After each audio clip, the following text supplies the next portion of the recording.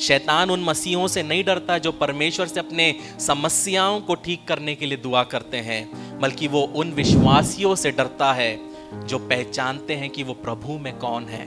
हमको लगता है कि बस 4 बार एक ही चीज बोलने से, घुटने में आके बैठने से हो जाएगा। नहीं, आपकी पहचान क्या है प्रभु में। हम बोलते हैं यदि कोई मसीह में है वो एक नई सृष्टि, बीती बातें बीत गई, मैं नया बन गया। लेकिन वो पुराना मनुष्यत्व को हम लेके उसी सोच के अनुसार मसीह जीवन को जीने लगते हैं। मतलब क्या है, जब तक आप दास की तरह नहीं पुत्र की तरह प्रार्थना करते हैं तो आपको याद रखना है कोई रोक नहीं सकता। आपको समझना है कि आप उसके बेटे हैं, आपको समझना है कि आप उसकी बेटी है।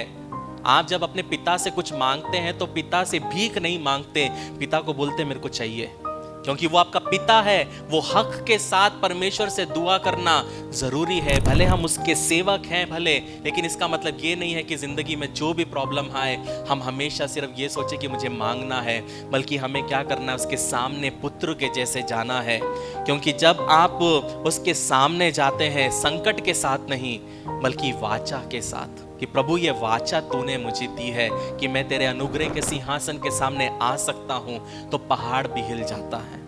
आपको समझना है कि आप प्रभु में कौन है, तब आपके शब्द ऑटोमेटिकली बदलेंगे, तब आपका प्रार्थना करने का तरीका भी ऑटोमेटिकली बदलेगा। क्योंकि तब आप चिंता के साथ नहीं, धन्यवाद के साथ प्रार्थना करोगे। और जब आप धन्यवाद के साथ दुआ करने लग जाओगे, पता है आपका हृदय अडिग हो जाता है, वो डरता नहीं है।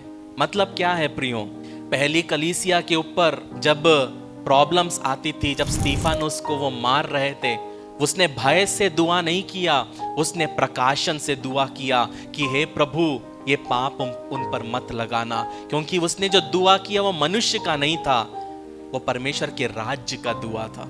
मतलब उसने देखा यीशु मसीह जब क्रूस पर था तो यीशु मसीह ने क्या दुआ किया, और वही दुआ स्तीफानुस ने किया। हम होते तो क्या होते, परमेश्वर एलिया के जैसे आग बरसा के भस्म करते हैं, देख नहीं पाए किसका प्रभु जिंदा है। पुराना नियम का परमेश्वर का काम करने का तरीका और नए नियम में परमेश्वर के काम करने के तरीके में प्रियो फर्क है।